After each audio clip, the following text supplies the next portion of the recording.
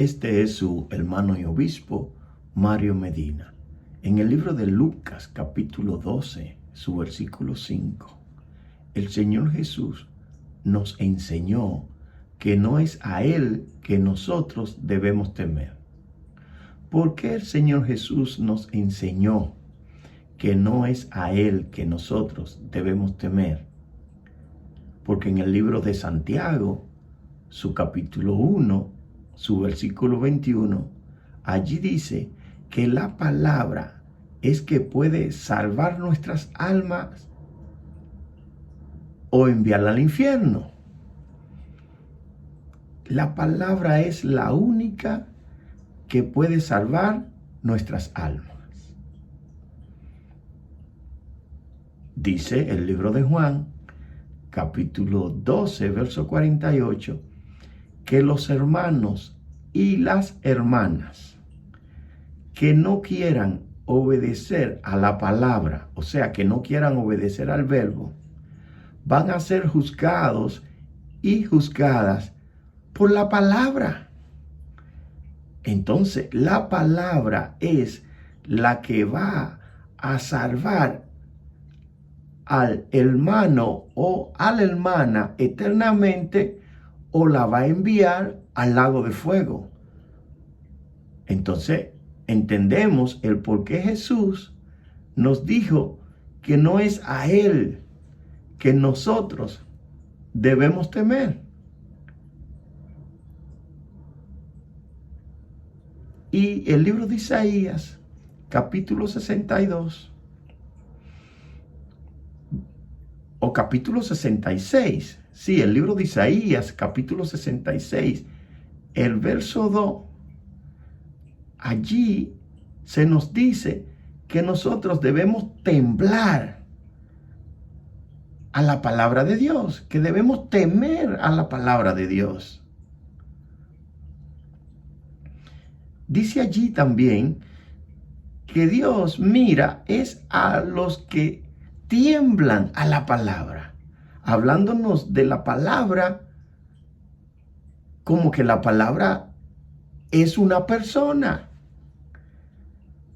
que el verbo es una persona y no como cualquier persona.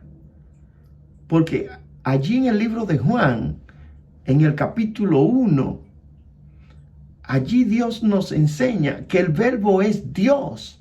Y por eso le dije que el verbo, o sea, la palabra es una persona y no como cualquier persona. Estamos hablando de Dios. Pero no tan solo eso, sino que el verbo fue que hizo todas las cosas, dice el libro de Juan, capítulo 1, verso 3. Y allí se nos asegura que el verbo es una persona.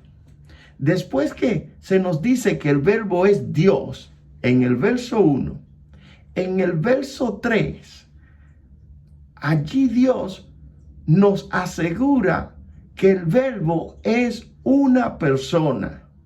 Cuando dice que todo fue hecho por Él. Ese Él está acentuado. Y todos sabemos que desde la primaria, desde el curso 3, el grado 3, allí se nos enseña los pronombres personales. Y Él es un pronombre personal porque está acentuado. Y por eso dice allí en Juan capítulo 1, verso 3, que todas las cosas fueron hechas por Él, por el verbo, por la palabra. Es claro que la palabra, el verbo, es una persona, pero como antes le dije, no como cualquier persona. El verbo es Dios. Y todo fue hecho por el verbo. Y para el verbo, dice Primera de Corintios. Bendito sea el santo nombre de Dios. pero que la palabra, el verbo, es que va a juzgar en el fin, en los tiempos postreros, a los hermanos y a las hermanas que no quieran obedecer a la palabra. Esa misma palabra es que le va a juzgar. La palabra que puede salvar nuestras almas, la palabra que puede enviar al alma al infierno. Suscríbase a mi canal. Dios le bendiga.